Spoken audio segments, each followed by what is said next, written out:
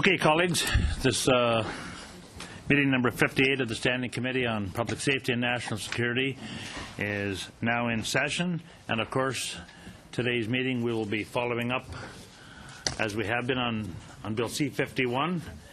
And tonight, of course, we have three witnesses as per schedule. The witnesses we have tonight for the first hour.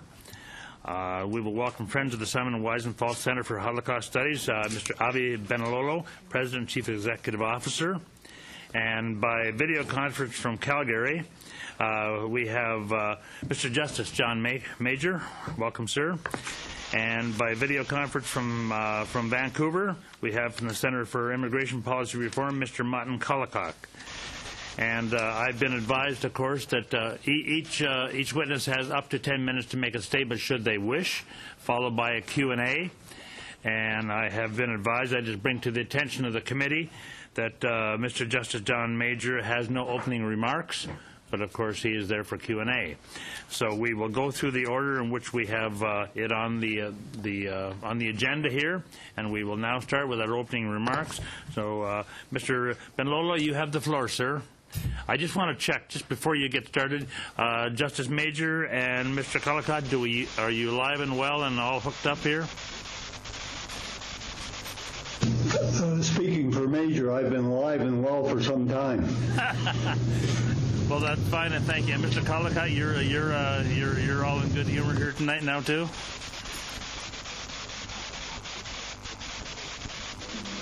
Okay, we have just a second. We have a little breakdown of communication.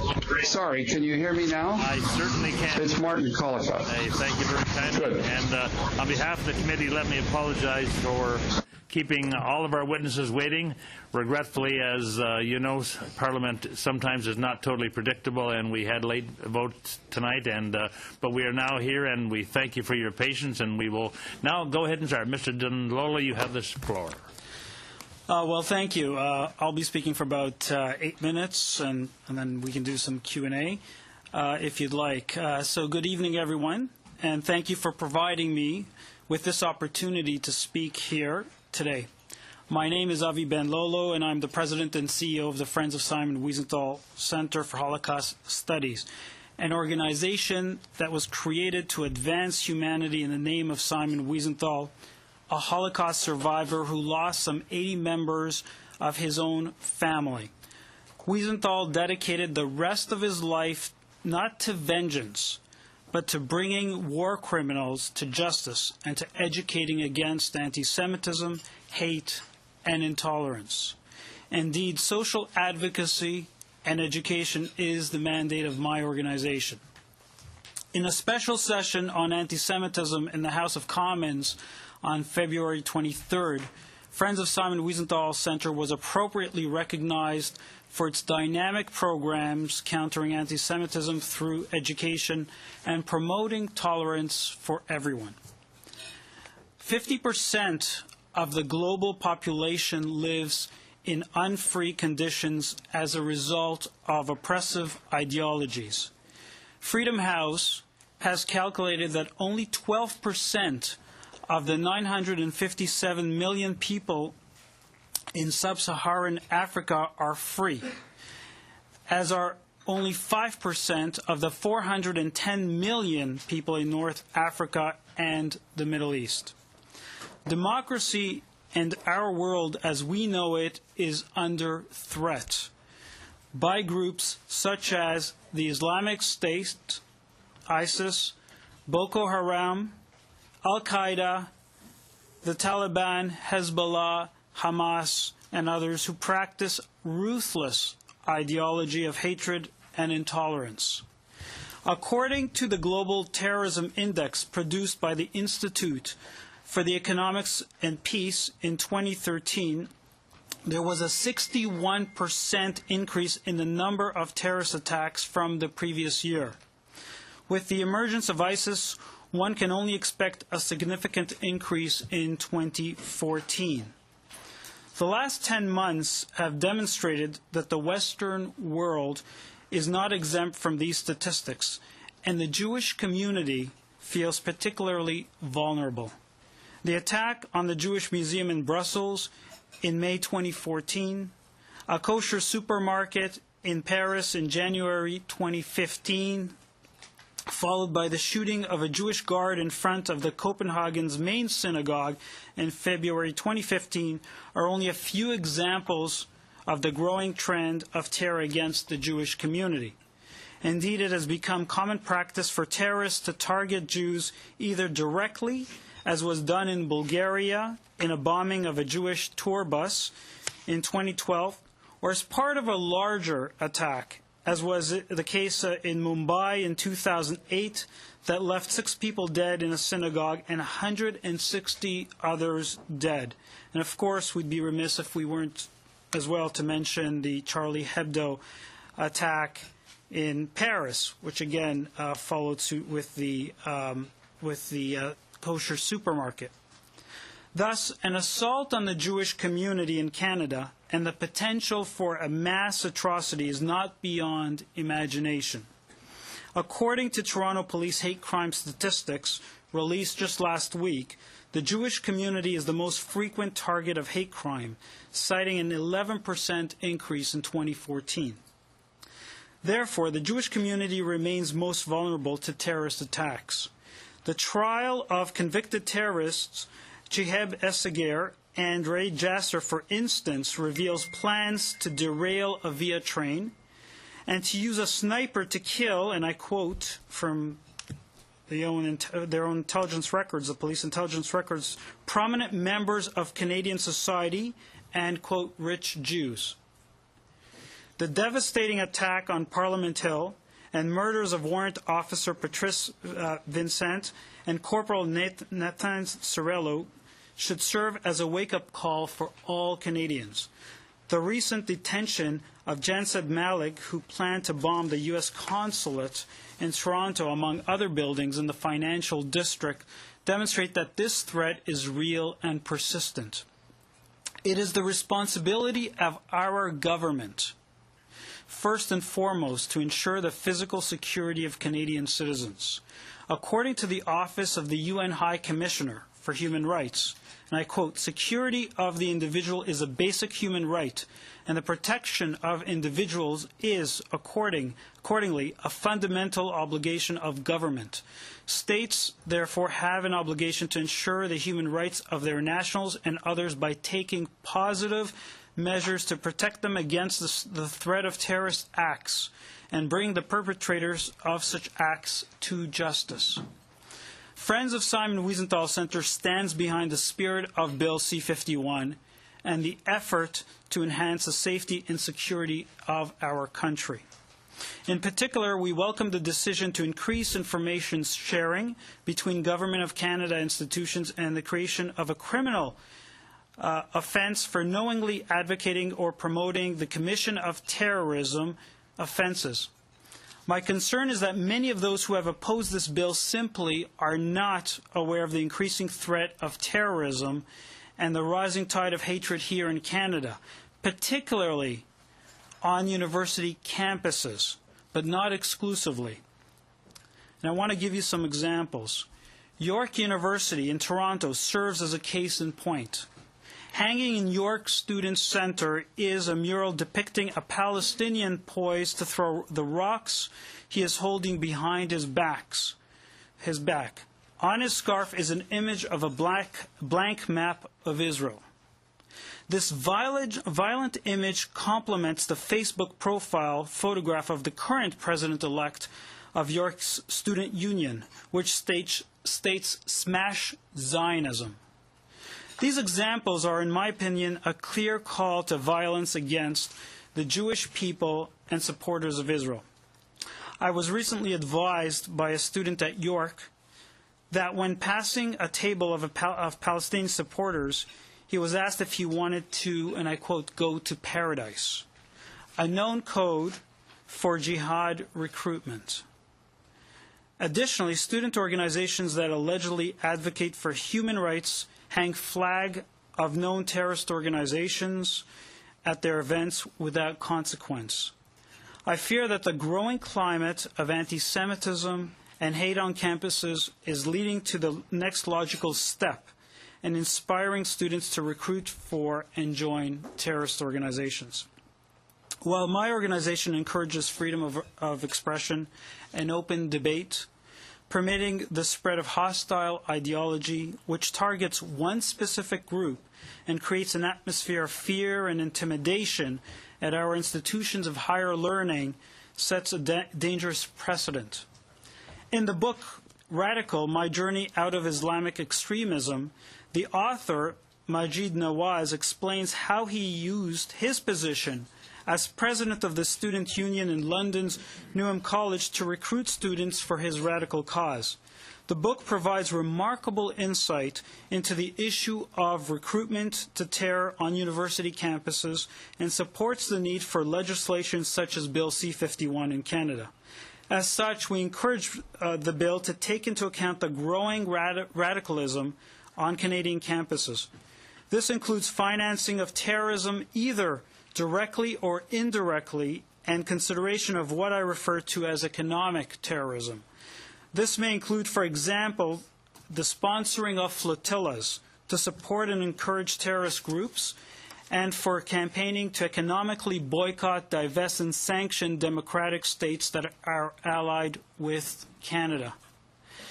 Friends of Simon Wiesenthal Center recognizes concerns over the impact that Bill C-51 may have on peaceful protests and freedom of expression, and supports the call for clarity in defining terms such as lawful advocacy. However, we also hope that the bill will assist in preventing public protests and advocacy from fueling hatred, radicalism, and violence, as we have seen at events such as the Al-Quds Day Rally, an annual summer event at Queen's Park that was established and is openly supported by Iran. While we do not want to see a conflation of peaceful protest with terrorism, this type of incitement to violence is an example of the activities we believe Bill C-51 should address. In addition, we welcome the bill's efforts to increase the level of scrutiny of terrorist propaganda distributed over the Internet. The ubiquitous nature of online hate should not be accepted as a fact of modern life, but must instead be challenged by those who are charged with safeguarding our liberties from those who seek to destroy them. Friends of Simon Wiesenthal Center strongly supports the goals and intentions of Bill C-51 as we bear witness to the reality of terrorism in our country. We see this bill as an unfortunate necessity to ensure greater safety for all Canadians.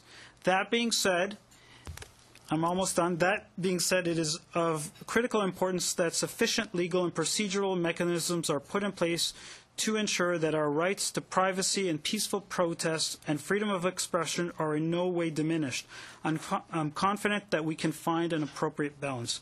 I want to end with a statement from our founder, Simon Wiesenthal, who famously said, "Freedom is not a gift from heaven. We must fight for it each and every day." And I truly do believe that that is what Bill C-51 is about. Thank you very much. Fine. Thank you very much, Mr. Belenlolo. And now we will go to Mr. Collicott. You have the floor now, sir. You have up to 10 minutes should you wish. Would you hit your button, Mr. Collicott? Just hit your button for... Yeah, thank you, Chairman. Yeah, and thank you, members of the... As I haven't addressed this committee before, I'll begin by mentioning briefly my interest in Bill C-51 and my background on the subject of terrorist threats. In my career with the Department of Foreign Affairs, I served as High Commissioner or Ambassador to a number of countries with terrorist problems or incipient problems. These included Sri Lanka, Syria, Lebanon, and Cambodia. In the latter part of my career, I held a position at Foreign Affairs headquarters in Ottawa, where I was responsible, among other things, for the coordination of counterterrorism and counterintelligence policy. And since retiring from the public service, I've had articles published in a number of newspapers, as well as a fairly lengthy paper published on the topic of terrorism in Canada. With regard to Bill C-51, let me start by saying that there is a serious threat from terrorism in Canada, and we don't have the resources to deal with it. In addition to lone wolf attacks such as the two SECU in October, there have been plots aimed at killing much larger numbers of people. In terms of specifically Islamic-inspired terrorism, we can go back to the plot by the so-called Millennium bomber Ahmed Rassam in 1999, and the plot by the Toronto 18 to storm the Parliament buildings and behead the Prime Minister. That's more recent. The Via Rail bombers whose trial has just been concluded, and the charges against Jahan Zeb Malik, accused of elaborate plans to bomb the U.S. consulate and financial buildings in Toronto. And I think Mr. Ben Lolo mentioned both of those. Except for that of Ahmed Rassam, the other plots were thwarted because our security and intelligence authorities applied major resources to identifying and keeping track of them. Rassam, by the way, entered Canada illegally on an altered French passport in 1994. While he was known to the authorities, fell off their radar, was able to move freely around until he was finally arrested when trying to enter the United States with explosives, with which he planned to detonate in Los Angeles airport. Our security intelligence authorities are now doing a far better job of keeping track of terrorist suspects, and I expect that one of the reasons why some Canadians believe that the threat from terrorism in Canada is exaggerated is because our security and intelligence people have been doing such a great job. Their success, however, comes at a price. Keeping track of such individuals of terrorist threats is very labor intensive. So intensive, in fact, that the RCMP Commissioner Paulson acknowledged to this committee on March 6th that he had to transfer 600 full-time positions from other areas of federal responsibility to counter-terrorism activities. These other areas include organized crime, drug cases, financial integrity cases, and I suspect also espionage activities by foreign governments. And Canada isn't unique in the difficulty it faces in monitoring a large number of potential threats from terrorists. Britain, for example, the two Islamic terrorists who hacked to death a British soldier on the streets of London in May 2013 were on the watch list, but with an estimated 2,000 such suspects to keep track of, the two could not be monitored closely enough to prevent the murder. The same applied in the United States to the case of Tamerlane Tsarnaev, who is currently on trial for the Boston bombing and had been on the FBI's terrorist watch list. So we not only face a significant range of threats at the present time, but it is likely that the number will increase in the future. And making an accurate estimate of just how widespread the threat may be isn't easy, since there are a number of factors involved. What role does the internet play in the radicalization process? To what extent are local recruiters involved, etc.?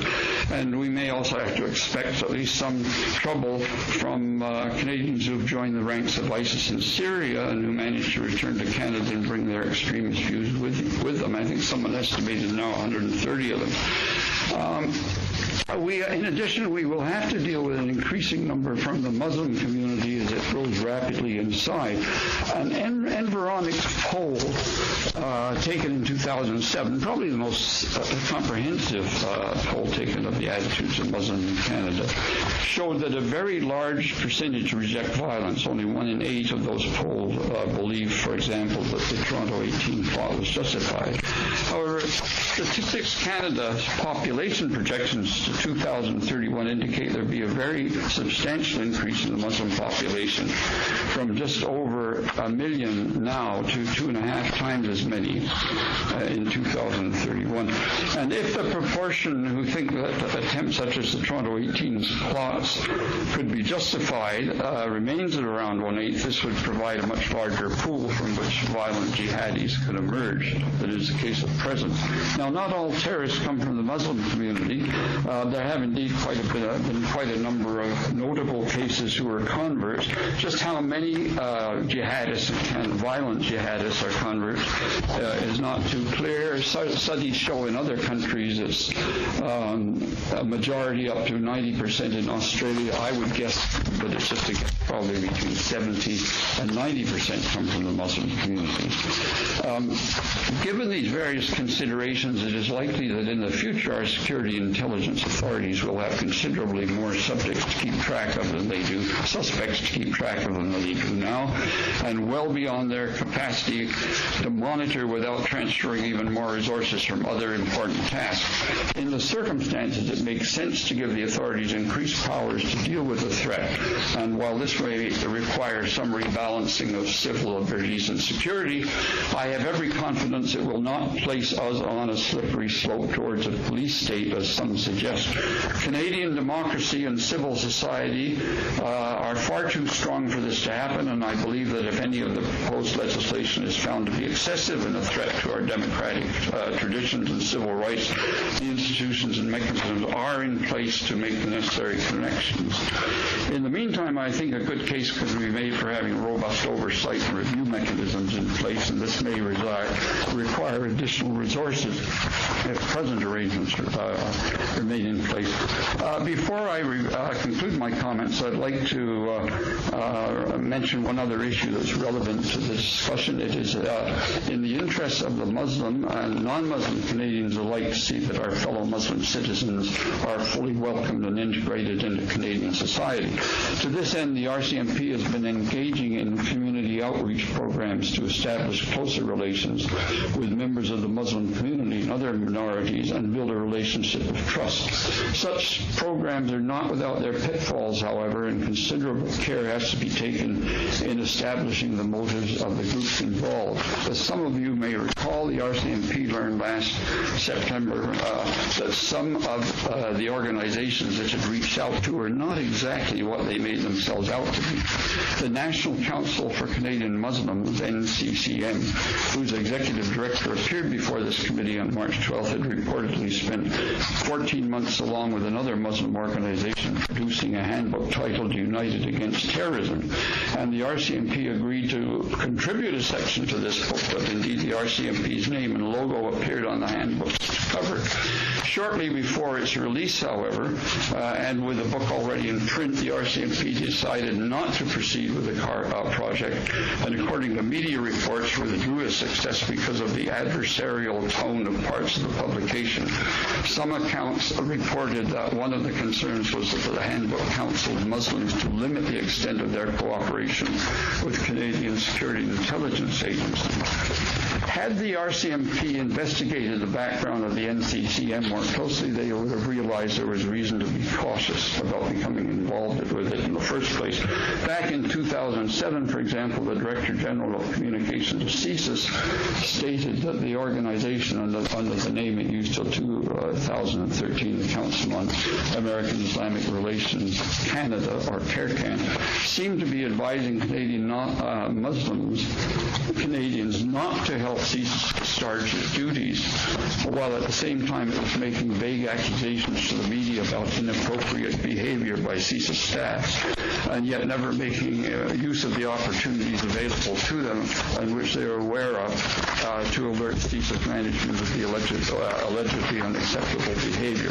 I have in fact myself been tracking the activities of the NCCM through its various name changes over the past 15 years and are therefore familiar with its objectives and modus operandi. I devoted 5 pages to describing these in a 2006 study published by the Fraser Institute. The National Council of Canadian Muslims clearly states that it rejects terrorism, and in its earlier guise, the CARECAN went to great, if not altogether successful efforts to dissociate itself from its sister organization, CARE, in the United States after senior figures in the latter had been convicted of terrorism charges. Nonetheless, NCCM uses a divisive and exaggerated victimology narrative, not unlike that used by terrorist organizations such as ISIS, to the effect that Muslims are constantly being subject to discrimination.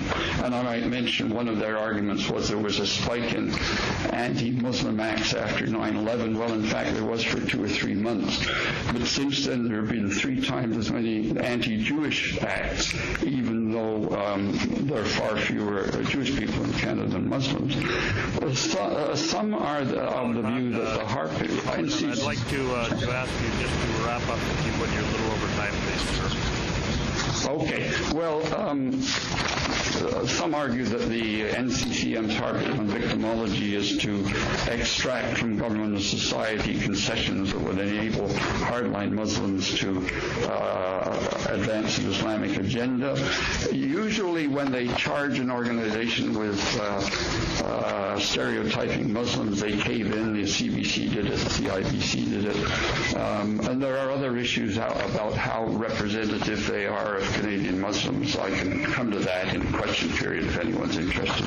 So thank you very much, Chairman. I will wrap it up there. Thank you. And we will now, we have you back on board, Justice Major. Thank you very kindly. And so the floor is now open to questions, and we will start off with Mr. Payne, please. Thank you, Chair, and thank the witnesses for joining us via video conference, and of course Mr. Bonolo here in person. So obviously this is a really important bill, and we've had quite a number of witnesses come before us talking about the bill. And we had a couple of individuals. Professor Leprec was here, and basically he's saying danger is posed by the terrorists. They are real. And also Professor Mansour said there is no freedom without security, and this is a global war. So I think I just wanted to preface those thoughts and get those points out. I think people are maybe not paying enough attention to this. And, you know, I think about all of the activities, the terrorist activities that have taken place, not only here in Canada but around the globe. And a number of you have actually mentioned the various things that have happened here in Canada and the arrests and convictions that have been made. And I want to start my questions with Mr. Bonolo.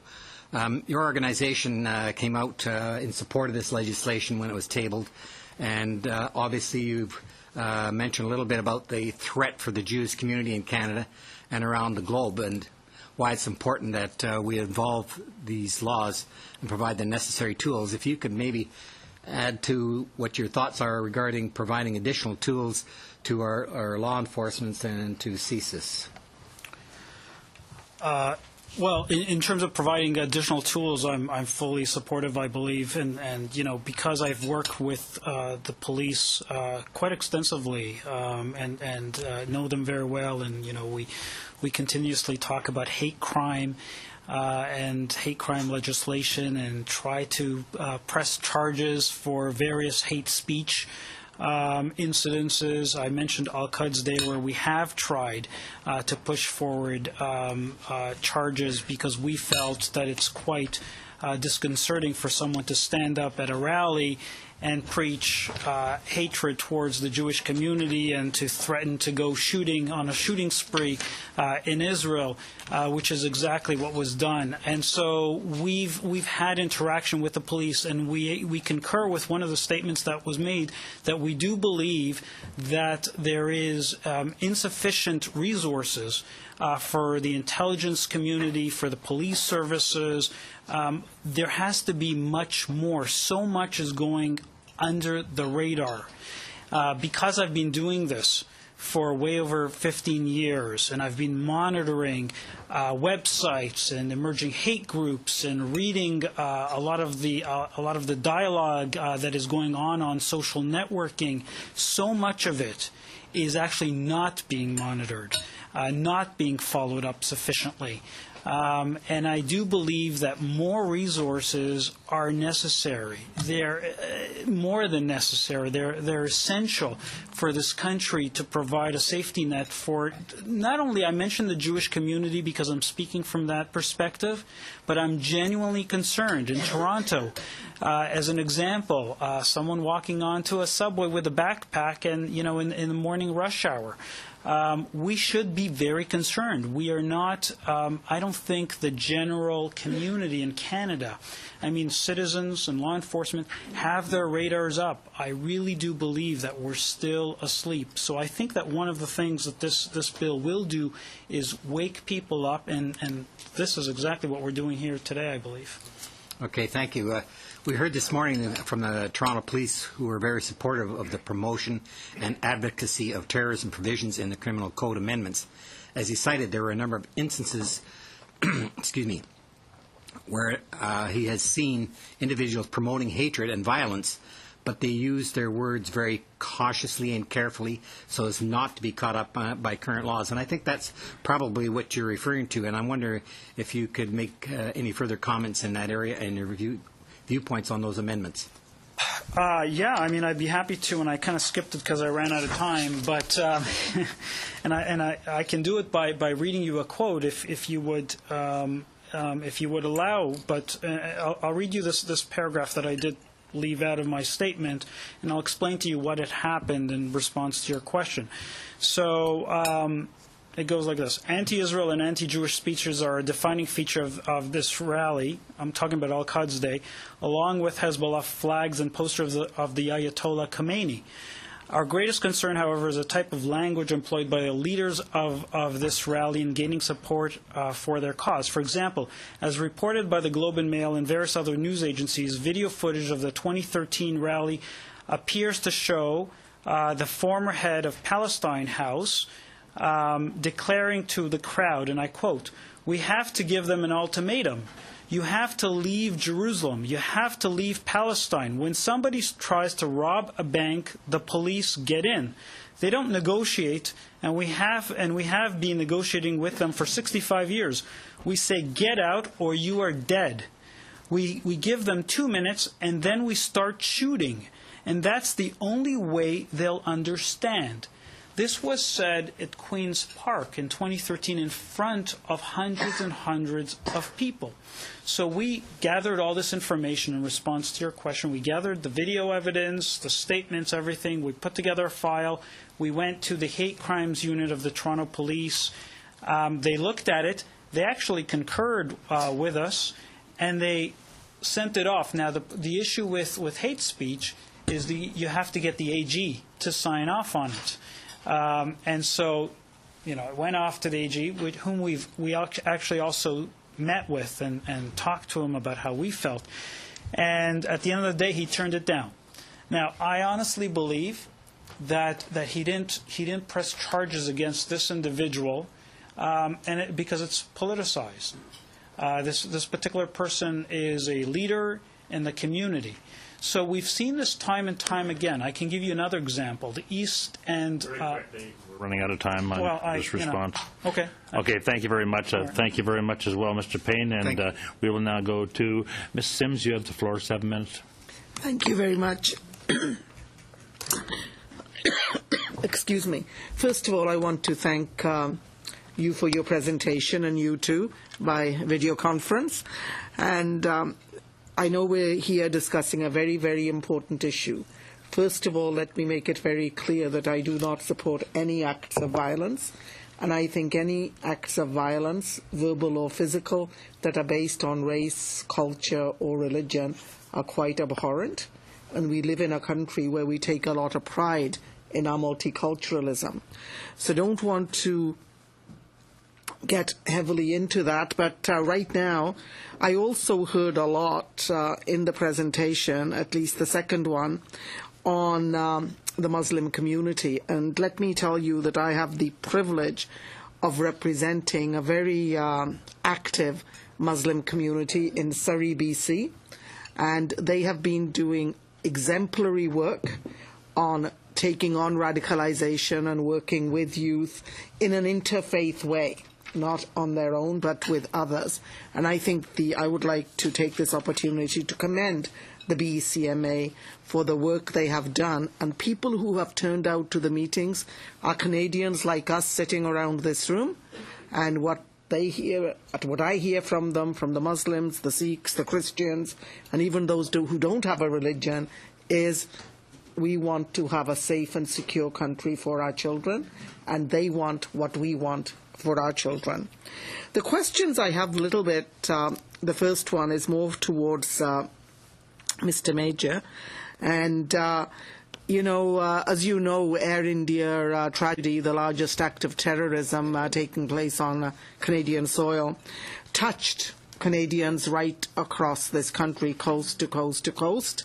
And in particular, I would say the community in Surrey, where there were a number of people, actually people who still come to see me, whose siblings or parents or uncles and aunts were on that flight. And as we know, some people lost their whole families. And these families are still waiting for some kind of closure on this whole issue. And one of the things that came out in the inquiry was really about the importance of having coordination between security and intelligence agencies. Now, in this act, CSIS gets the powers of disruption, same powers as the RCMP has on that point, without any oversight or a coordinating body. So do you think that this will create more overlap, interagency disputes, because people do tend to get territorial, and risk that threats will fall through the cracks as they did in the past? I take it's directed to me. Yes, it is. And I want to let me answer it as a preface to answering. Let me say that I did not intend to make a presentation, but I should introduce to you the reason for that. And the reason is that I've appeared before committees of this kind on this subject, and my position has been to support the legislation. I recognize the need for vigilance in protecting Canada against terrorists, but my express concern has been lack of oversight. All the safeguards in this legislation are at the front end. You get a warrant before you do something, but there is nothing at the back end that ensures that what was done within the terms of the warrant. I don't think Parliament is equipped as a body to act as an oversight, which is what is being proposed. My view has been the creation of a national security advisor would monitor the activities of agencies to ensure compliance with their jurisdiction and not exceeding warrant authority, to ensure proper sharing of information. And that brings me to the question. There is little doubt, and you can find it in our report on Air India, that the lack of sharing of information between the RCMP and CSIS was a major cause of the terrorists succeeding in blowing up that airplane.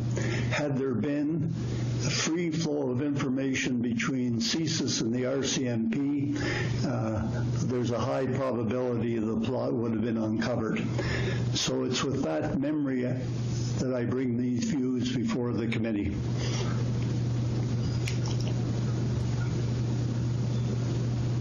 Thank you very much.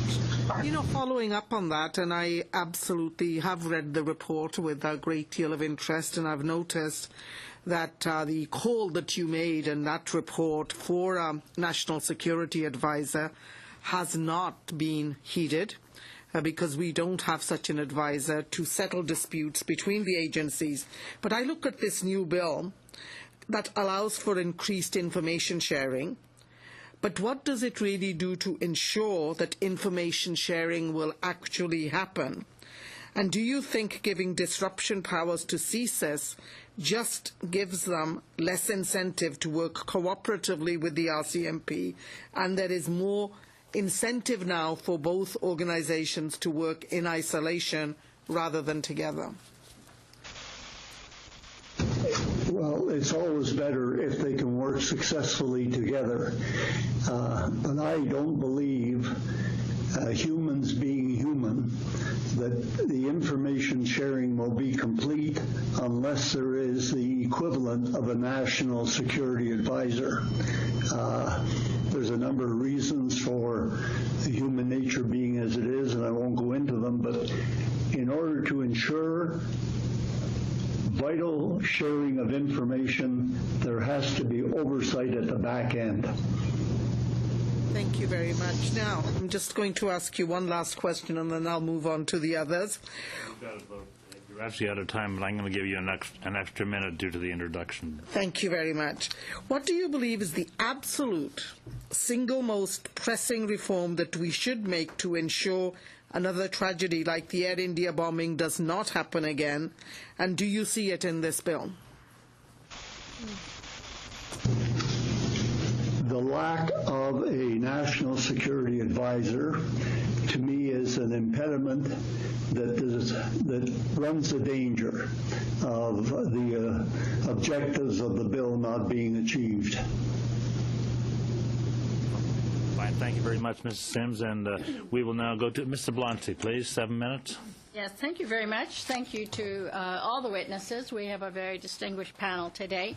I'd like to start with you, Mr. Major, because we haven't had someone of your eminence, if I can say so, before us before. I noted a very interesting article in the Globe and Mail on March 1st, in which you commented on a letter that was sent by 100 Canadian law professors calling this bill a danger to democracy and the rule of law.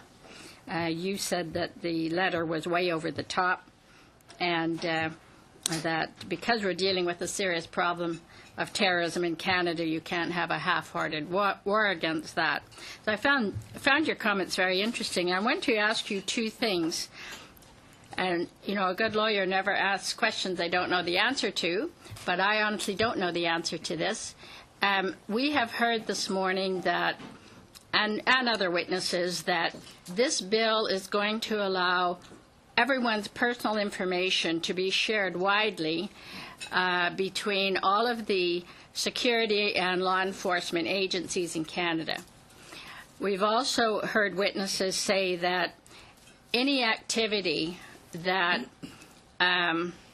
basically the government doesn't like, under the guise of being a threat to the security of Canada, can be disrupted. And as an eminent jurist, I'd be interested in your assessment of the provisions of the bill, the current provisions of the draft bill, vis-a-vis these allegations of in breach of privacy and vulnerability to disruption of any activity and all activity across Canada. Well, in answer to that, I would begin by saying that we have to have trust in our law enforcement people. You can speculate that a rogue enforcement officer might go beyond his jurisdiction for mischief, and you can't guard against the odd black sheep. But taken as a whole, I'm satisfied that the agencies will act in good faith, that citizens who are not validly under suspicion will not have some manufactured reason for their private lives to be interfered with. You can exaggerate, as I commented on that letter you referred to, you can speculate on rogues doing a lot of things, but the history of Canada and our law enforcement is generally that the people involved in law enforcement, involved in Parliament, involved in the governance of the country have acted responsibly. What we have to try and do is ensure that there are reasonable safeguards to continue that. And for that reason, I come back to the review at the end of these things, the National Security Advisor.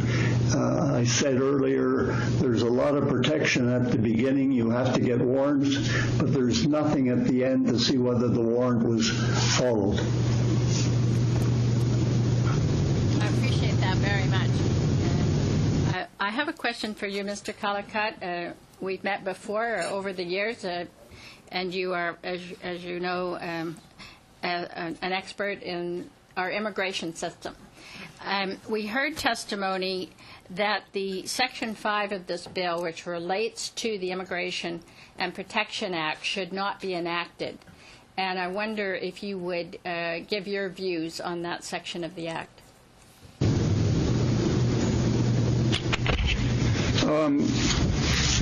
Was there any particular part of the section you were interested in, Mr. Lunsford, or just general comments?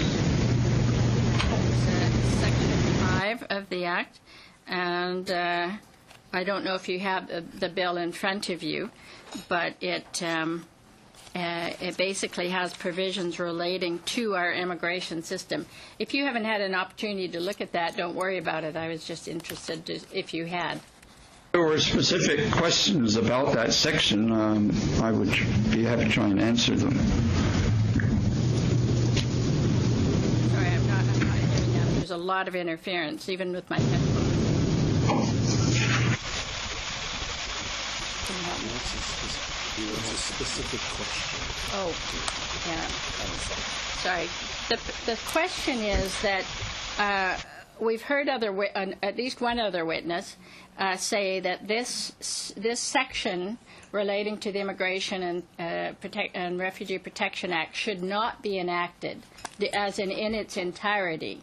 And if you've had a chance to look at this section of the bill, I would just be interested in your comments as to its importance. It would help me if you could just identify the part that you want me to comment on. I have, as you know, I have quite a few views on the immigration issues, so I probably have some comments to offer. It's a number of sections, Mr. Collicutt, in the bill, starting at page 55, and it's amendments to the Immigration and Refugee Protection Act, it talks about inadmissibility of certain applicants for citizenship. But if you haven't had a chance to study it, I don't think there's any point in trying to cover it now. I could make a couple of general comments about admissibility, though. We do have a problem of who we allow into the country, and we bring in fact, quite a few people which I don't think we screen properly, particularly from countries that produce a lot of extremists, Pakistan, Afghanistan, and so on. And I think one of the things we should be doing, and I don't know whether that's covered in Section 5, I think we should be doing far more intensive interviews of people, not just to try and determine whether they might be a threat, but to advise them on whether Canada is the right place to come to. We had a case recently of someone who was of Afghani origin who came here and ended up murdering his 3 daughters because I don't think he had a good understanding of what Canadian society was like. So that may not be what's covered in Section in 5, but I think we should do a lot more careful screening, and I expect the inadmissibility provisions make good sense. Fine, thank you very much. I'm sorry, Mr. Blancy. Just to clarify, actually, the Act talks about admissibility of evidence, so I think we're talking about different things, but I appreciate your comment. Fine, thank you very much, Mr. Blancy. And now, Mr. Easter, you have the floor. 7 minutes, please, sir. Thank you, Mr. Chair, and I thank all 3 witnesses for the 2 presentations and the comments from Justice Major. I'll start with you, Mr. Benlolo. What I'm finding with witnesses so far who come before committee, and actually, surprisingly, those that strongly are in favor of the greater security measures that this resources and security measures that this bill will provide to keep Canadians safe, those groups, and you included in that, seem to showing a willingness to take a reasonable approach to balance off the other areas in the bill that civil society is concerned about, and I appreciate and respect that. We have a problem, though. Government members, if they don't respond to that need, that we make amendments to this bill that are so needed to bring confidence from the general public in this bill, then we have a problem going down the road, in my view. And I'd give you one small example. I believe there needs to be more substantive amendments to the bill in a number of areas. But in the bill it says, and this is an area where environmentalists, activists, and others are concerned, it says in the bill, for greater certainty it does not include lawful advocacy, protest, dissent, and artistic expression. That same clause was in the bill in 2001. The government of the day took the word lawful out, and it at least satisfied some in respect to that they wouldn't be targeted for a demonstration that wasn't entirely lawful. I've been in some myself, I will admit, in my farm union days.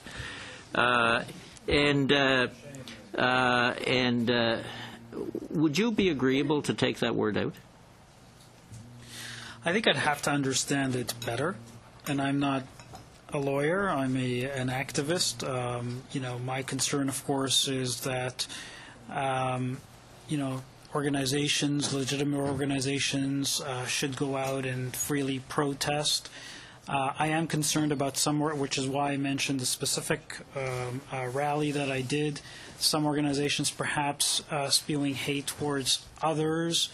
That's where my concern lies. But I wouldn't want to hurt or affect or impact entities that have legitimate protest. And I think that's fair, and I'm glad you're willing to look at those areas. In terms of the whole issue of, and I think you hit on it in your remarks, the issue of hate propaganda, I guess inciting hatred to a certain extent, and it's done so easily now on the internet. Do you think this bill does meet the test in that regard, that it gives the authority to, pull back on some of that propaganda that will lead to radicalizations, or to convict those that may be responsible for that propaganda? I'm actually encouraging for more. I think the bill has to be a little bit stronger in that regard, because I am concerned that some hate propaganda will be overlooked. I'm happy to see, for example, I was unhappy when Section 13 on hate on the internet and digital hate was struck down. I'm happy to see, though, that that's being re-engaged here in this bill, and realizing, of course, that. Look, the internet, of course, is a global thing. We can't control what's coming out of, wherever, Europe, Mexico. But we can control servers here that are hosting perhaps hate speech. And I think we have to strengthen that definition, what it is, because I think there's been a reduction over the last decade of what hate speech is. And so I'm actually, and the reason I brought in the university, the reason I spoke about Facebook and social networking is because I am concerned that is not looked at sufficiently. And I would like to encourage this bill, I think it's getting there, to have a stronger approach in that regard. Thank you. And turning to Justice Major, if I could, Justice Major, you mentioned that you talked about one of your recommendations in the Air India report, and we certainly thank you for that report. It was good work. And you're very strong on a national security advisor. And I believe you made the statement that without the national security advisor, even though there is a better sharing of information, I think you said, therefore, the bill may not meet its objectives. So I think you're calling for either an amendment or an addition to the bill that would institute, you didn't say you were in favor of oversight, but would institute what you recommended in the Air India report, which would be a national security advisor. Am I correct? And do you want to expand on that? You are correct, but I am in favor of oversight. The purpose of a national security advisor would serve that purpose. it would be a form of oversight. We're faced in this world of terrorism with a very, it's indescribable what the risk is. So we have to be prepared to give authority to our government, to the enforcement officers, to try and fight that very difficult war. So we have to, in some respects, rely on their good faith and, for lack of a better word, take a chance.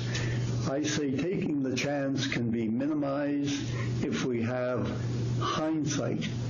The bill lacks hindsight. I use the word national security advisor only as a term to indicate oversight. Some group, some individual who can look at the activities of the various agencies, and where there's conflict, resolve it, where there's abuse, stop it. As it stands, I don't see those safeguards in the bill. They would not interfere with the efficiency of the bill in any manner. And so I may sound like a one-trick pony, but I think that's an essential part of what's missing. Thank you very much, Justice Major. And we will now go to our second round of questioning. 5 minutes. Mr. Garrison, please. Thank you very much, Mr. Chair, and I'd like to thank the witnesses for their testimony. Unfortunately, we have a piece of urgent business I think we need to deal with. Given the ruling of the Speaker on our point of order about the conservative use of the majority to overrule the Chair's decision on the motion that was before us in our 51st meeting.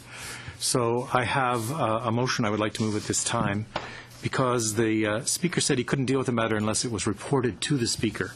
So the motion that I am moving now is that this committee issue a report to the House summarizing the procedural difficulties which occurred at its 51st meeting, including the manner in which the debate on the motion concerning the number of meetings and witnesses for Bill C-51 under consideration at that meeting was interrupted and the question put, and that the committee report to the House no later than March 26th. If I can just, I think it's being distributed now. If I can just say a couple of words about that. This was the time we were discussing what has... Excuse me, Mr. Garrison. I'm just going to interrupt you just for 1 second.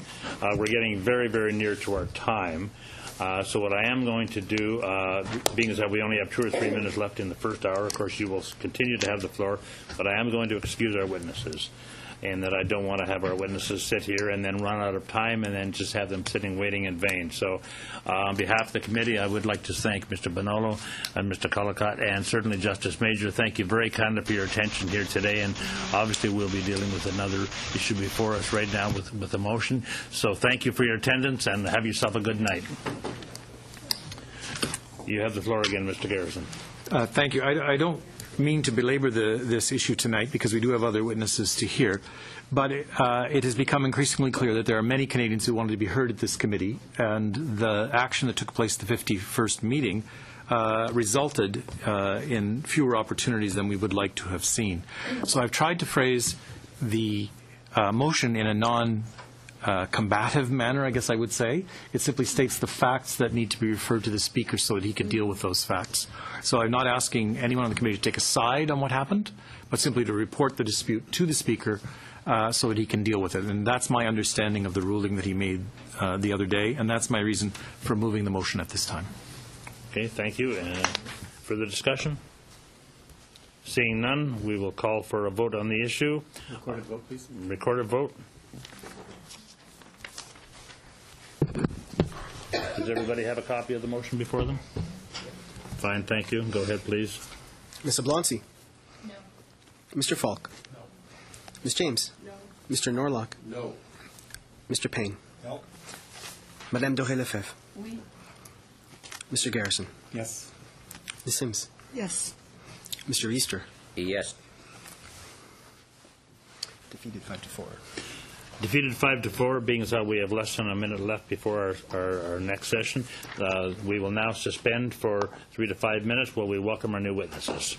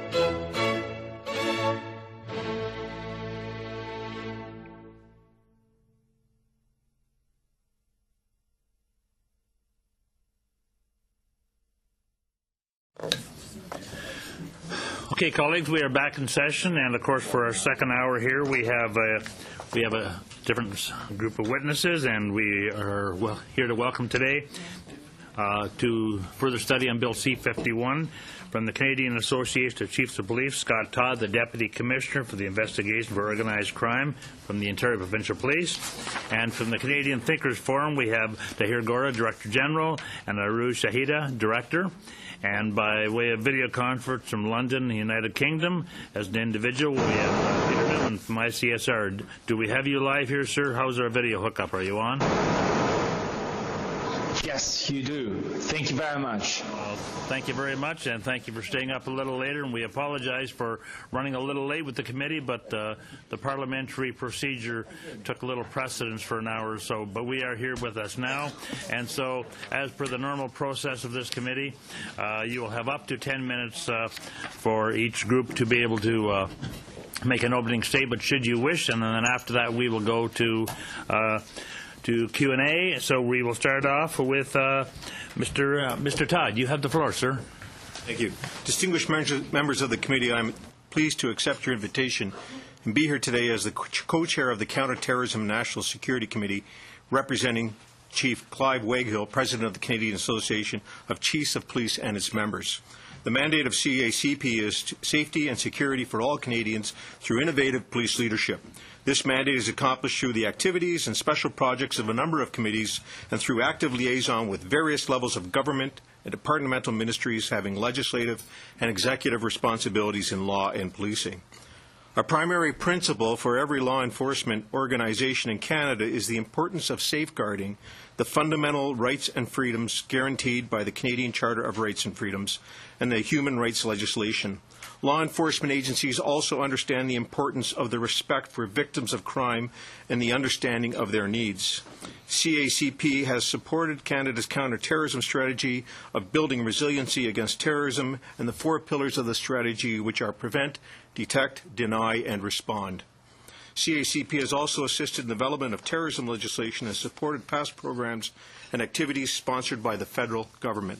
In preparation for the response from CACP to the proposed legislation of Bill C-51, police leaders must ask themselves, how much risk can we carry? The space between civil liberties and the terrorist threat is the area of risk, and the police and the public live within that risk. Suppression and prevention are important to be successful in reducing the terrorist threat, and Bill C-51 provides legislation that both can support the prevention and suppression efforts of law enforcement.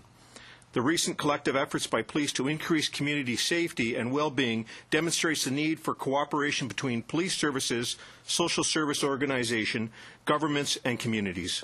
Our efforts are reflected in the new approach to community safety and well-being through the establishment of community hubs or situational tables. The situational table is the early warning system that predicts the need for better or improved social development of people and groups.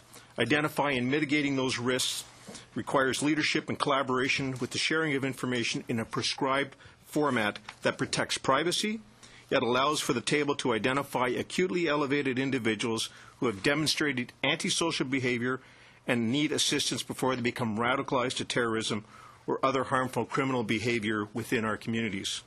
The police must continue to rely on intelligence-led and evidence-based policing and use the community situational table to reduce the chances for those who are on the pathway of radicalization. C-51 includes the Security of Canada Information Sharing Act as part of the Prevention of Terrorism Act and grants clear authority for federal government institutions to share information about activity that undermines the security of Canada with other designated federal government institutions. The fluid sharing of information will enhance the government's ability to establish or share information at situational tables and other forums that can assist in early identification and implementation of solutions to people on the pathway to radicalization and from becoming a terrorist. Information sharing in a controlled and methodical process to protect privacy is possible in today's world of big data on high-velocity solutions of radicalization. High-risk travelers, high-risk individuals, and those embarking on the path to violent extremism. Provincial municipal service will have to rely on our pre-existing authorities and formal agreements to continue the disclosure of sharing of information at local levels to support police activities of prevention and suppression of the terrorist threat. Bill C-51 creates a new criminal code for promoting or advocating others to carry out a terrorism offense with a provision for a maximum of 5 years imprisonment. If enacted, C-51 will allow the courts the new authority to order the seizure of printed and audio terrorist propaganda in order the removal of terrorist propaganda made available to the public through a Canadian Internet service provider. This piece of legislation is consistent with similar provisions in the ability to seize and destroy criminal material of child pornography offences in Section 163.1 of the Criminal Code.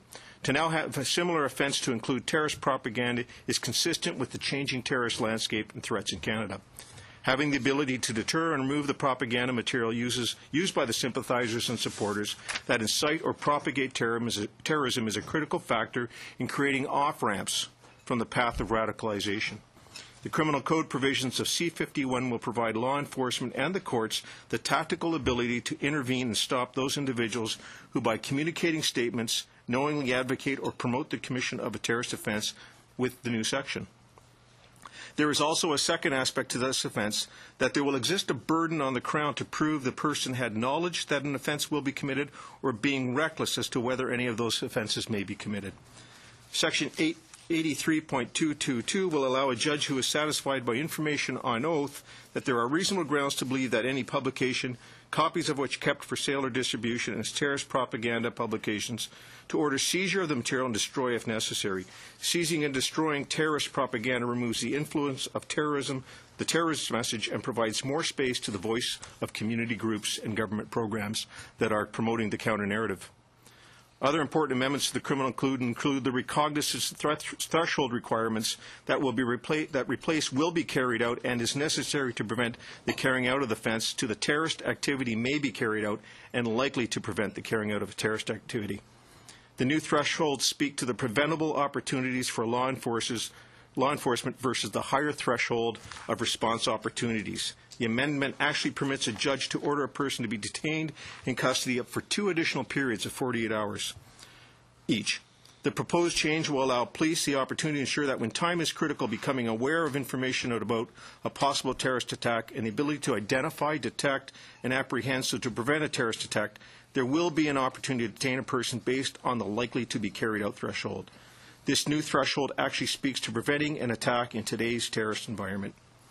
The difference may be subtle, but in recent investigations, the time between a source coming forward with limited and chaotic information of a terrorist attack and the planned date of the attack has been as little as 2 days. The threshold of may be carried out can be crossed in 2 days, but will be carried out may not be crossed in 2 days. The opportunity to lawfully detain someone to ensure an attack does not occur is important in today's context as it serves towards the principle of preserving life. Determining the veracity of source information, mixing it with known intelligence, conducting analysis, and searching for information to prove the reliability and credibility of source information can take days or weeks to corroborate or prove. Accessing investigative assistance in other countries can also take many days, if not weeks. The next area I would like to discuss is the amending portion of the Criminal Code Section 8110, the peace bond section. The new section will allow a judge to order a defendant whom it is feared may commit a terrorist offense to enter into a recognizance to abide and follow conditions imposed by the court for a period of up to 1 year and up to 5 years if the person has been convicted of a past terrorist offense. Court-imposed 810 conditions upon individuals have limited use as the strength of the recognizance may be limited to the compliance of the person and the ability for the police to monitor compliance and take appropriate action as necessary. We must be careful that the 810 process is used for persons who are not considered a high risk to public safety, but are persons who show commitment to change and are believed or have a strong potential for redevelopment of positive social behavior. I believe that there is an expectation from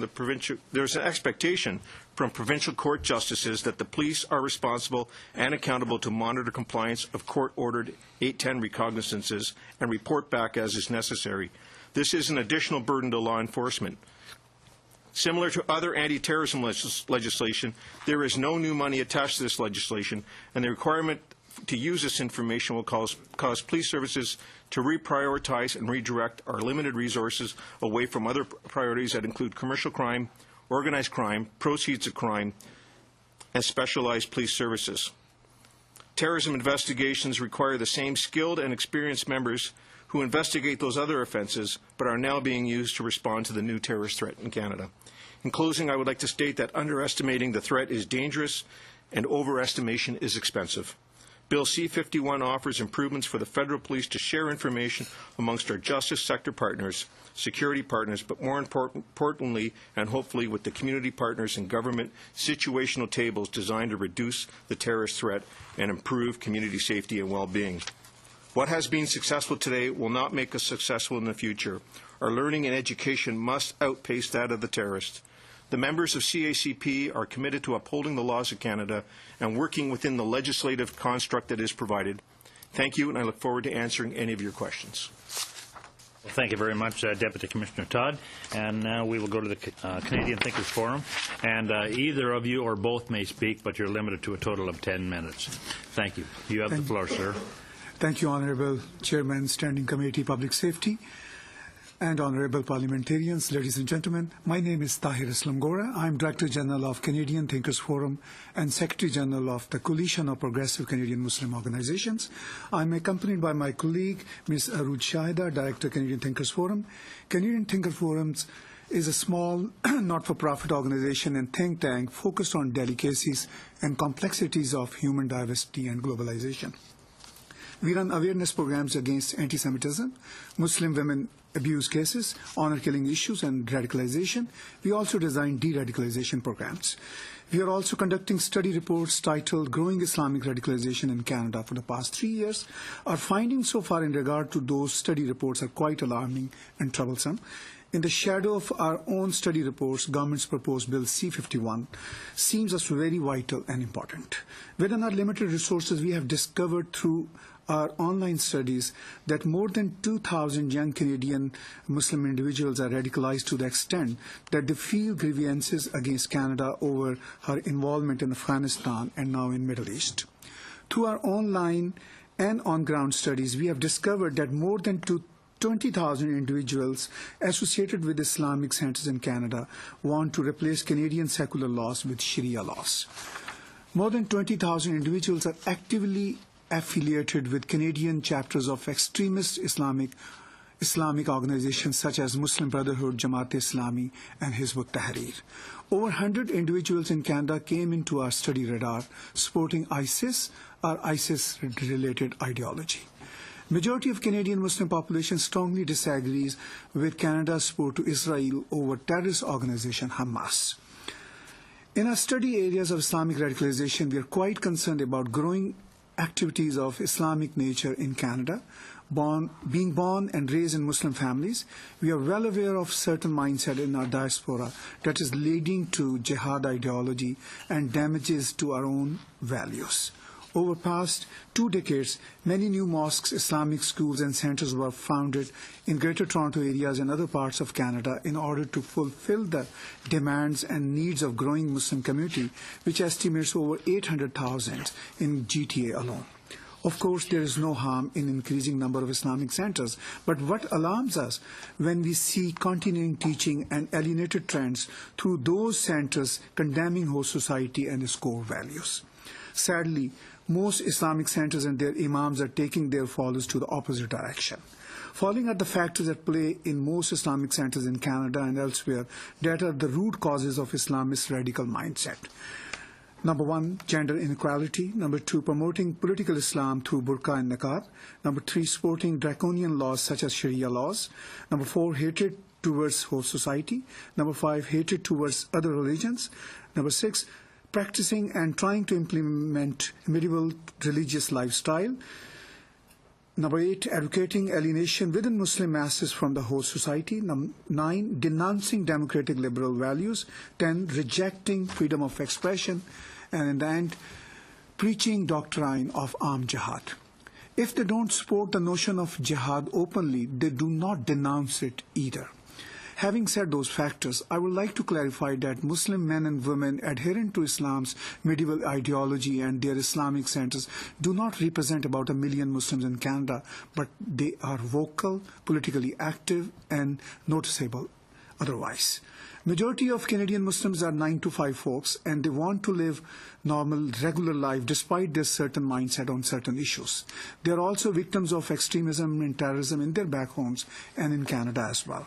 Government's proposed Bill C-51, when passed by the Parliament, shall help Canadian Muslims to curb extremist elements here too. Apart from it, we shall urge this Honourable House to work on other measures in order to integrate Muslim community well in the society. Our government should introduce a program that should design one-year training course for imams so that they should not go against our secular liberal values. Also, our government shall make sure that the educational curriculum of Islamic schools should not have any amount of hatred towards anyone and should not carry the doctrine of jihad. All imams, Islamic schools, mosques, and Islamic centers should denounce Islamic jihad on regular basis in their sermons, websites, pamphlets, and posters. In the end, I'm sharing alarming comments by a London, Ontario imam. He equated our armed forces criminals on his Facebook page last November. He wrote, quote, "No Muslim should honor the memory of those war criminals by wearing a poppy, just as no one would honor a criminal that killed his or her mother and father," unquote. So we urge all political parties that they should leave their partisan politics behind as it comes to dealing terrorism and radicalization. Government's introduced Bill C-51, Anti-Terrorism Act 2015, is an important bill that seeks to enact the security of Canada. Thank you very much. Fine, thank you very much. And we will now go to Mr. Newman. You have the floor, sir. Thank you very much. Chairman, ladies and gentlemen, my name is Peter Newman. I'm director of the International Center for the Study of Radicalization, and I'm also a professor at King's College London. I apologize for the fact that I cannot be with you in Ottawa today. I still appreciate the opportunity to talk to you from afar about terrorism and the threat that it poses. My center has been interested in the conflict in Syria, in ISIS, foreign fighters for over 2 years. We are immensely grateful to Canada, and in particular to Public Safety Canada, because 2 years ago we received a Kanishka grant to do this work at a time when a lot of other governments weren't particularly interested in this topic. And as a result of our research, we know many of the people who've radicalized and joined the Islamic State. We found over 700 of them on Facebook, Twitter, Instagram, Tumblr, social media platforms where they are posting news and updates, comments and pictures. We've spoken to nearly 100 of them, some over the course of several months. And we've met face to face with many facilitators, transporters, sheikhs, and the fighters themselves on the ground in the border towns from where they've gone into Syria. In other words, we have a very rounded and a very comprehensive picture of this population and the threat they pose. One thing we've never been is alarmist. If you cry wolf all the time, people will not take you seriously when you should be. And so keep that in mind when I'm saying to you now that I believe we are at a particularly dangerous juncture.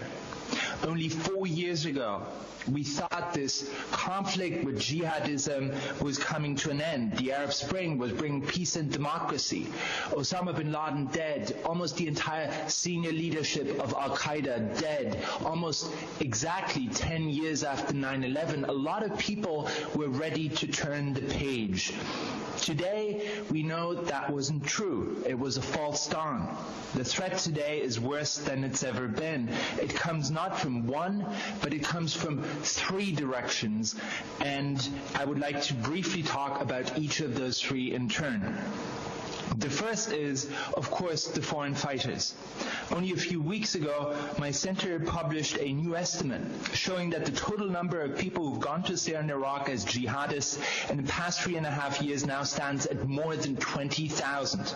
They are from 90 countries, the majority Middle Eastern, but a good quarter from Western Europe, some from Australia, the United States, and of course also from Canada.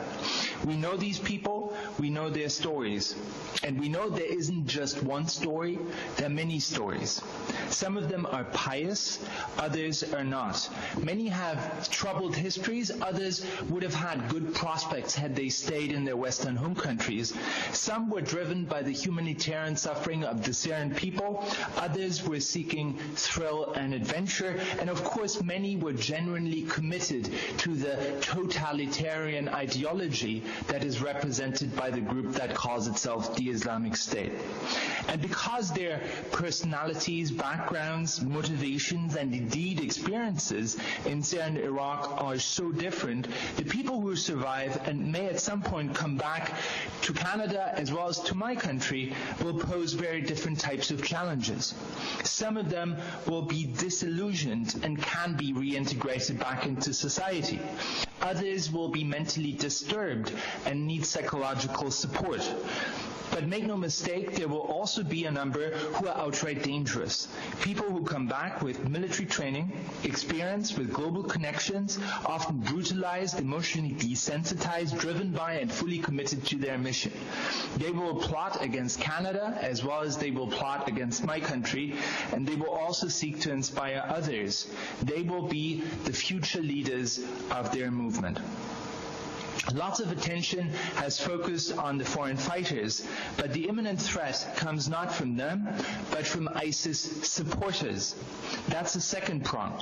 If you look at all the attacks that have happened since September last year, Ottawa, Sydney, the attack on the kosher supermarket in Paris, Copenhagen, they were all jihadists, they were all enthusiastic supporters of ISIS, but none of them had actually traveled to Syria or Iraq. It's something that we've observed everywhere. The foreign fighters are, in nearly all cases, part of tightly knit groups that often knew each other from before the conflict and radicalized collectively. While some have made their way to Syria, others have stayed back at home in the West. Until September last year, those who were staying home had two options: either to go to Syria themselves or to stay at home and support the fighters with money and supplies. Since September last year, they have had a third option, which is to launch lone wolf attacks in the West.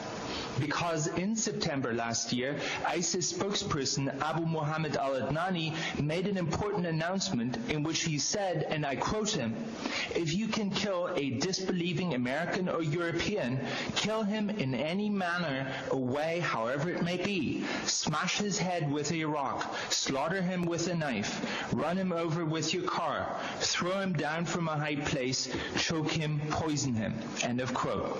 That's exactly, of course, what we have seen, including the attack in Ottawa. And I'm concerned that, especially in the short term, there will be more attacks, not by foreign fighters necessarily, but by stay-home supporters. The third and final element of the threat is the competition, the emerging competition between ISIS and Al-Qaeda. Al-Qaeda still exists, though of course it's lost a lot of its momentum. But some of the Al-Qaeda-affiliated groups are still amongst the strongest, most professional, and most proactive terrorist groups in the world. They now have an extra incentive to attack, which is to show the world they still exist. There's an open competition now between Al-Qaeda and ISIS for recruits, for influence, and for territory. And one of the most compelling ways in which Al-Qaeda can show they are still there, they still matter, is to carry out spectacular attacks in Western countries. Groups like Al-Qaeda in Yemen, AQAP, do have the capacity, they have the people, the expertise, they are determined to make a stand. Over the past year or so, I have spoken to many law enforcement and intelligence agencies across Europe. And every single one of them has told me that they are at full capacity. Some of them are beyond full capacity, that the number of cases they are dealing with is unprecedented, that they feel the choices they have to make in terms of who is dangerous, who is not dangerous, who to monitor, who not to monitor, who to spend precious resources on, that those choices are getting tougher and tougher.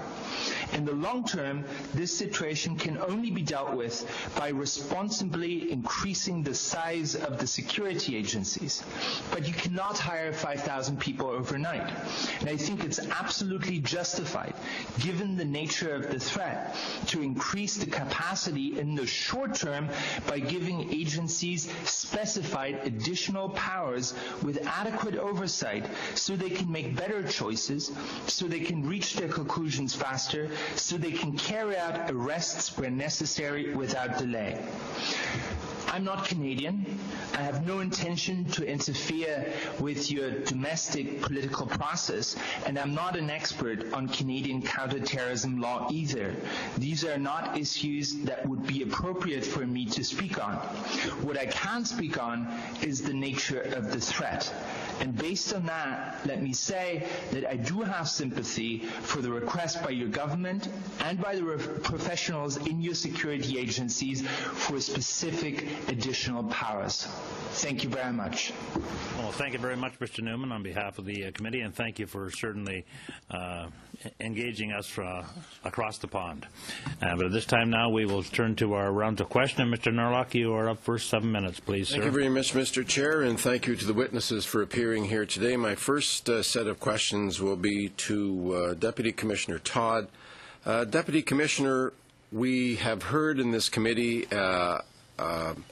evidence that the terrorist threats to this country and to other countries in the Western world, indeed to all the world, is constantly evolving. Would you agree with me that a constantly evolving threat requires a constantly evolving set of tools that people like your agency and the agencies you represent, the Chiefs of Police of Canada, as well as the RCMP that you work with, and as well as CSIS, who I am given to believe, and I believe does work in tandem with you. And do you believe that C-51 is part of a regime of laws that begin to meet this evolving threat? And feel free to expand on your response. Thank you for the question. I do agree with you on the first point in regards to the constantly evolving threat requires new tools, of which legislation is one of them, but also skills development amongst investigators, research with academia, and better relationships with our communities and our public safety partners in which we have.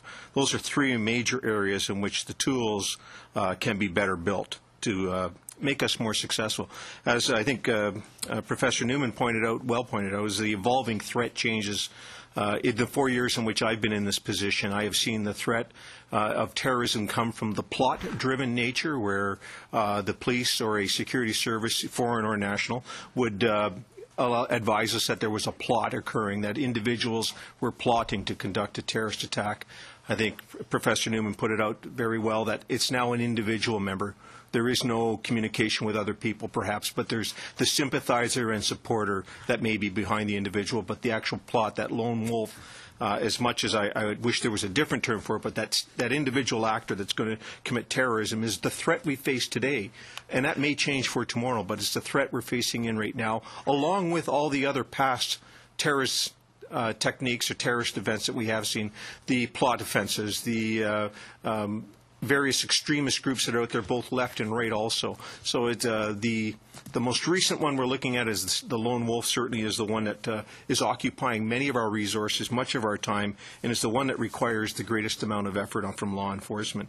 And I do think C-51 plays a part in that also. I think, as I stated, it provides the threshold that we see now, the old threshold that we had to be definitive and that an attack would occur now is likely may occur. I think deals with that lone individual. There's less chance to determine communication, or less chance to determine action that's occurring that may drive a plot or may drive an act. Yes. Thank you very much. One of the items that we've been dealing with, one of the sections, and I believe you may have actually you did refer to it, and that is the recognizance with condition. That tool has, from a terrorist perspective, has been used not too often, but it has been used, and a lot of people get people who are not familiar with law enforcement and what we commonly used to refer to, or we currently do, peace bonds as it relates to domestic, making sure that domestic assaults or domestic situations or neighbors that don't get along, the justice will say, keep the peace, be a good behavior, and put other certain conditions. From a anti-terrorism perspective, in Bill C-51, we have changed some of the threshold to be more more cognizant of the changing threat. And I wonder if you could make comment on the recognizance with condition as it pertains to terrorism, and the review of detention as a valuable tool to law enforcement. Recognizance opportunities that are included in C-51 on an offense that, for example, the offense that likely may occur. As I mentioned, it allows us to, that principle, the guiding principle of law enforcement is to preserve life. And that I talked about the nature of the threat now, and that the velocity of which information or which is required in regards to determining a solution by law enforcement is a matter of days sometimes. And that the ability to ensure that we have been able to establish the security level for the public, and also that able to determine the veracity of that threat is difficult to do, as I mentioned, in regards to collecting source information, confirming source information, dealing with foreign entities. But the whole aspect of being able to, as I mentioned, preserve life, to ensure that we preserve life by using the recognizance provisions that are in C-51 in order to determine the veracity of that threat and to continue the investigation for completion is important. But it must say that the recognizance provisions that are within the new legislation are similar to the legislation that's existing, and the fact that we have to provide and bring the individual before a justice, and that there are provisions built in there where the justice and the conditions of which must be fulfilled by the Crown in order for a justice to order continued detention. And that is the same condition, it's the same process in which we have right now in the recog, the 810 recogs for other crimes that we also use it for. Thank you very much. My next question will be to Mr. Newman. Mr. Newman, thank you for being here tonight on a long-distance call, as you mentioned. You also mentioned, of course, the evolving threat and how it's changing. But, you know, we're from a different country, and we always like to compare. So would you be able to compare I imagine you're somewhat familiar with C-51, compare it to anti-terrorism legislation that has been enacted in your country to meet that evolving threat, and perhaps some of the other Western European countries as they try to cope with the evolving threat, and how this legislation compares, the degrees to which it differs. If you would expand on that, please. I'm sorry. I'd love to hear the response, Mr. Nerlock, but we're over time on this, and I'm sure that there will be another opportunity for Mr. Newman to give that comparative example. But at this point now, we will go to Madame Doré-Lefebvre. Merci beaucoup, Monsieur le Président. Thank you, Mr. Chair, and I'd like to thank the witnesses who are here with us and on video conference. We appreciate it greatly. I'm going to continue with you, Mr. Newman. I tend to think that in our fight against radicalization, it's always best to exchange best practices with our friends and allies. And for me, it's very important to have you here today in order to talk about these types of anti-terrorist and de-radicalization strategies, especially as they are practiced in the UK. And I saw that in the UK's strategy against radicalization, the UK government has set up something called the Channel Program, and it's also accompanied by substantial funding. Could you tell us more about that program and how important it is to engage with the community? As I understand it, in the UK strategy, that aspect is quite important. Also, why is it essential in the anti-terrorist strategy to do so? Merci beaucoup. C'est un plaisir d'être avec vous. It's a pleasure to be with you. Thank you very much. And I'm going to continue in English.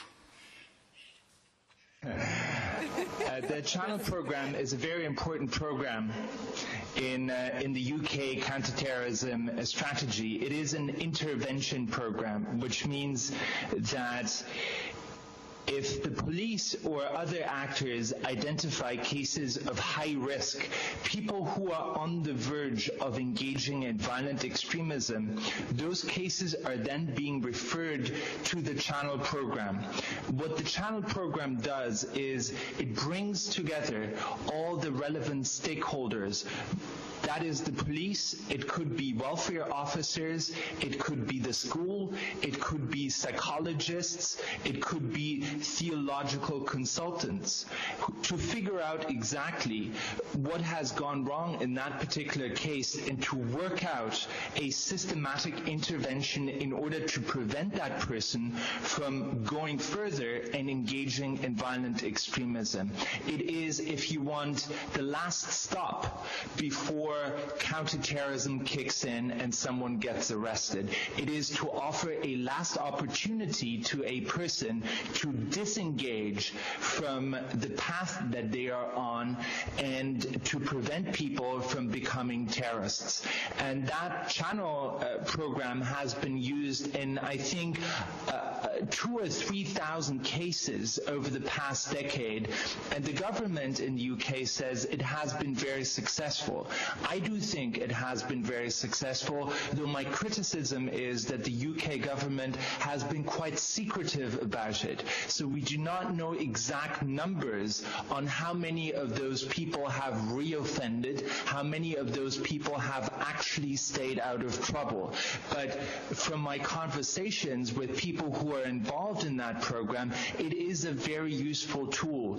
And just as a last sentence on this, I've been told by people in the United States of America that had they had a program like the Channel program, perhaps the Boston bombers, instead of being let loose after being interviewed by the FBI, they would have been referred into that program because it was clear to a lot of people that those people were on the verge of joining terrorist organizations, but there wasn't quite enough yet in order to charge them.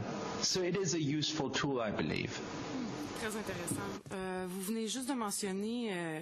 That's very interesting. You just mentioned the United States of America, and I know that recently you participated in a summit on violent extremism in the White House. I don't know if you could get us a little more information about that, about how the United States government deals with terrorism there. You talked about the Boston terrorist event. What did your discussions deal with? I know that the American government is looking more and more to work with local communities to set up a strategy that resembles the Channel program that you spoke about.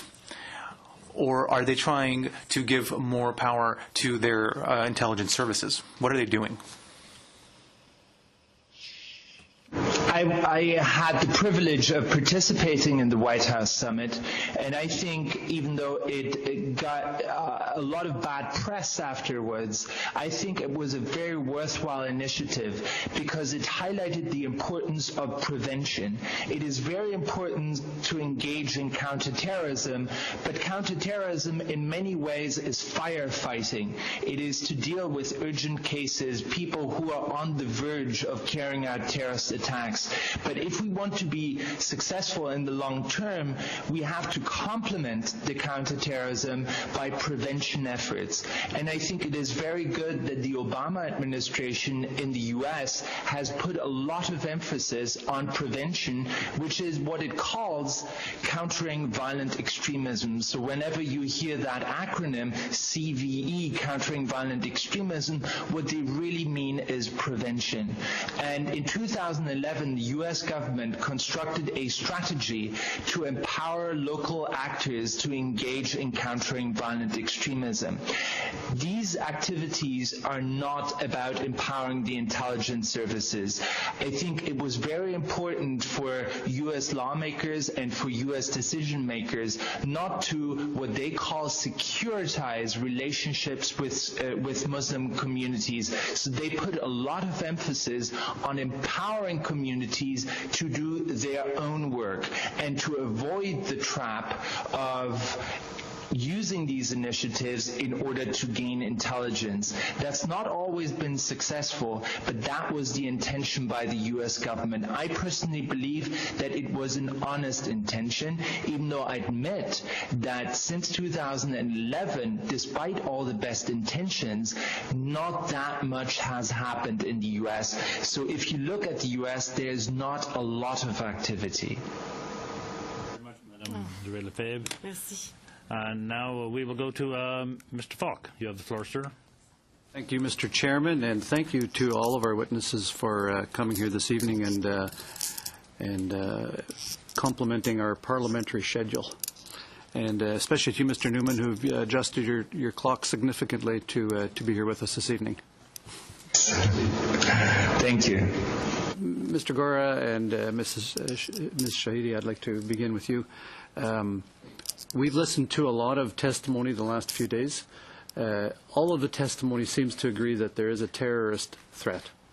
They don't all agree on whether this is the right path to travel down in addressing the threat.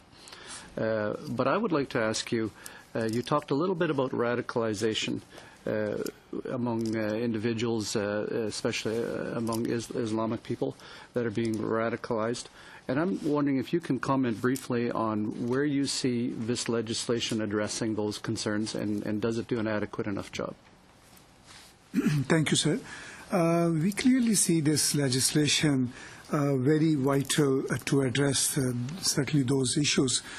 Because as we see during our research work, we really discover alarming factors in our Muslim diaspora. As I said, being born and raised in a Muslim community, we are able to see that high level of threat around us. And this bill certainly would give power to law enforcement agencies to investigate those particularly young and radicalized imams who are involved in internet jihad campaign.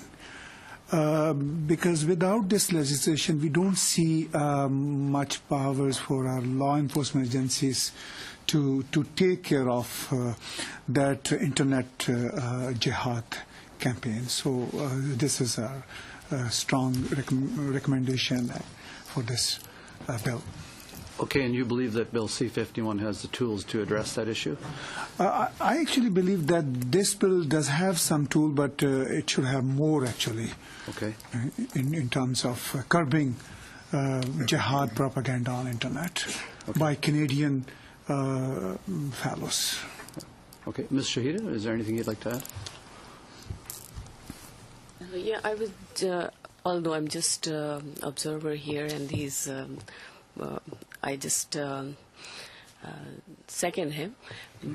But yes, I do see that this bill will cover, or maybe it will create awareness that if there is something developing, if it's not there yet, I mean, if they're not that careful, what are they? I mean, in extremism, they are following as in their behaviors. So at least it is a warning for the other people like youth to follow this path, extremism. Okay, thank you. So at least it's prevention kind of warning. Yeah. If we can nip it in the bud, there's lots of merit in that. Okay, and Mr. Newman, I'd like to pick up. Mr. Falk, I'm just going to interrupt you for 1 sec. We've just had a little breakdown in communications, and Mr. Newman has now been lost across the ocean for a bit. We are trying to reestablish, and as soon as the chair has been notified that that connection is back in place, we will certainly bring it to your attention. In the meantime, I know the question you were just so eager to ask, perhaps we could direct it elsewhere. Okay. Thank you. Thank you, Mr. Chairman. Back to you, Mr. Gora. Social media. You talked about that a little bit and the influence of that is having on radicalizing individuals. How does this bill address the whole aspect of social media? I mean, social media, I'm not internet lawyer or expert how to address internet radicalization. But we see, I mean, through our research, we see so many, for instance, Facebook groups and pages in Arabic, in Persian, in Urdu languages. And I'm sure that Canadian law enforcement agencies probably don't have full access to those contents on those Facebook pages and groups. And they are being operated within Canada. And certainly the Government of Canada needs assistance from communities. They know Arabic, Persian, and Urdu languages. And without that assistance, probably government is not able to act on, even if we get past this bill. So this is a very complicated thing. And yes, through social media, our law enforcement agencies surely can track down those individuals, but they need to get into those content which is not in English. Okay. Another aspect of your testimony you talked about was a lot of the people being radicalized are youth, as opposed to more mature people. And how important do you think it is that law enforcement agencies have the ability to talk to parents in preventing and curbing radicalism? Yes, it is important to talk to parents, and also there's a need to create an awareness in as I said, in those languages particularly, because most parents from like Pakistani, Afghan, or Arab, or Middle Eastern diaspora, they even don't interact with the community at large. So law enforcement agencies, they need to talk to parents, as well as those parents need to be aware about what's going on. I mean, in their basement or with the young fellows, and not just the youth. Our research group has discovered over 200 individuals aged between 40 to 50 talking about radical stuff on social media, and they are based in Canada. Okay. How much time, Mr. Chair? You happen to have about 30 seconds, being as how you were interrupted. Okay. So part of this bill gives powers to CSIS to take down websites, and I'm taking from your testimony that that's an important tool. Yes. You would support. You suggested that they should even have greater powers. Absolutely, they should have. Do you want to expand on that a little bit? Yeah. I mean, those websites or those Facebook pages or those social media pages, especially YouTube, there are so many clips by Canadian radical elements. And, I mean, they are serving well in terms of spreading hatred towards society in terms of jihad ideology. And those must be put down, because that's the only way to block that hatred and to block that jihad ideology. Good. Thank you, Mr. Thank you very much, Mr. Falk. Mr. Gora, thank you. And now, Mr. Easter, you have the floor, sir. Thank you, Mr. Chair. I hope we can get our witness back. I hope... sir, and the minute the chair gets that knowledge, we will have it. And I hope there's nobody with authority jammed the signal so that we couldn't hear his testimony. I would like to... I would like to certainly thank all the witnesses for their presentations, and I'll start with you, Deputy Commissioner Todd. There is a lot of controversy around this bill from the civil activist community. Been there myself, and there's no question. I do believe we need the authority granted in this bill to keep Canadians safe. But I also firmly believe that if you have in order for laws to be really effective, you have to have civic society, you have to have the public on side with the law. And I firmly believe unless this law is amended to assure the public that's concerned out there that that they're... I'm just going to interrupt you just for 1 second. There we go. But Good. you have Mr. Newman back on. However, please continue, It sir. must have been because I said there was a concern over communications. But if you don't have the public on side, I think the ability for law enforcement to do their job, to gain the information they need, is that more difficult. And so I firmly believe there has to be a better balance in this bill between the security side and the civil liberties side. What's your thoughts on that? I think we're talking about the ability to access information, share information, disclose information, if I'm correct. And the aspect is in regards to information sharing. I mentioned in my comments, my opening comments, about the new approach that police across Canada are taking in regards to community safety and well-being, and the situational table or the hub table. And the purpose of that table is so that we can share information about individuals in our communities, and I mean the collective community, or it could be an individualized community, but that information is shared, and much of that information is currently held within the containers of health, education, social services, and other government containers of information, but that when they come together and they share that information, as I called it, it's the early warning opportunity where we can jointly identify an acutely elevated individual. So more than one party at the table has a concern that this individual is showing antisocial behavior, in this case leading down the pathway towards radicalization, and that we can share that information in private with privacy concerns, and that it's a construct that has a process to it in which the groups that are involved within the individual alone share that information, and not groups that are outside of the acutely elevated individual and their antisocial behavior. So the fact is, it's information that's shared with the right to privacy.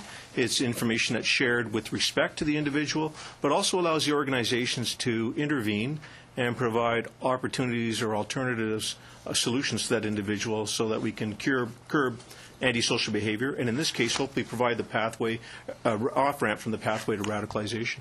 I think in your remarks you also said, and I'll come back to you on this, so you can think about it when I go to Mr. Newman, but you said there's no new money attached to this legislation, and that we see as a growing problem. Just passing a law is not enough. You have to put the resources behind it to do the job. The RCMP is telling us that they've had to switch several hundred people, actually, from hard criminalization element to the anti-terrorism element, and that's a problem. I'll come back to you on that. Mr. Newman, you said in your remarks, in the short term, there need to give resources with adequate oversight. We've heard from from some other witnesses here that there has been an increase in the authority of security agencies and police in the United Kingdom to do their job. And the witnesses also said, spoke of increasing the resources for the Parliamentary Oversight Committee. Do you have a view on that?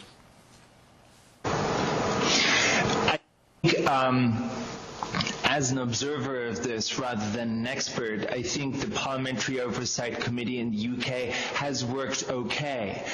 I've also testified in front of the U.S. House Intelligence Committee, and the comparison is quite striking because the U.S. House Intelligence Committee literally has dozens of staff, whereas the U.K. Parliamentary Oversight Committee has, I think, 4 or 5 staff. And I do not personally think that it is possible for a group of 10 politicians to supervise an entire intelligence community with practically no support in the back. And on that basis, I think the Parliamentary Oversight Committee in the UK is probably a good thing, but it needs to be properly staffed in order to be able to do his job. So the staffing is the question, not just the exact form of the committee. Okay, thank you. Then and we're talking about resources, then let me come back and ask you that question again, Commissioner Todd.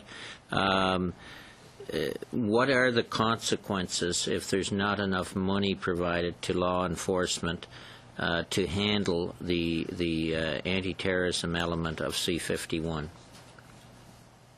Well, I will speak on behalf of my organization, the Ontario Provincial Police. We have had to rededicate and redirect resources into the national security counterterrorism area, and that's to deal with the immediate threat of the foreign traveler, the high-risk traveler, or the high-risk individual, all that live within Ontario. We have returning individuals from Syria and Iraq who come back to Ontario. We have individuals who are being radicalized in Ontario, and we know that from the charges that have been before the courts that we have people accused of terrorist acts or terrorist plots within Ontario. We've redirected resources away from commercial crime, so frauds, large frauds. We've redirected resources away from our frontline crime units, our criminal investigation units, and other units that have a specialized service. In other words, investigators that understand the civil liberties law, the civil Charter of Rights and Freedoms, understand the authorization, the warrant authorization that's required and able to rate warrants, understand the surveillance techniques, both electronic and human, that we can do on individuals, the lawful process in which we do those applications, but also able to write to those in regards to authorizations and Crown briefs and supply information to Crown and prosecutors. So those individuals are very few, actually, in our service. In a large organization like 9100, my hands can probably touch 300 to 400 that actually have those skills. And being able to draw them in to deal with investigations or to deal with the prevention or suppression techniques we're using is difficult. It's expensive. It takes them away from their work in which they're doing in their home location or other location. And that work has to be either filled in by another member who's less skilled, less trained to do it, or goes undone at all, and that there's no one doing those roles anymore. And thank you very much. We're over our time, Mr. Easter. On behalf of the committee, I would certainly like Mr. Todd, Mr. Gora, Ms. Shahida, Mr. Newman, thank you so much for your informed and your informative and wholesome comments here tonight. We certainly we appreciate it. Your perspectives are certainly a contribution to our committee. So thank you very much for coming here tonight on behalf of the entire committee. And to the committee, we'll see you tomorrow. Adjourned.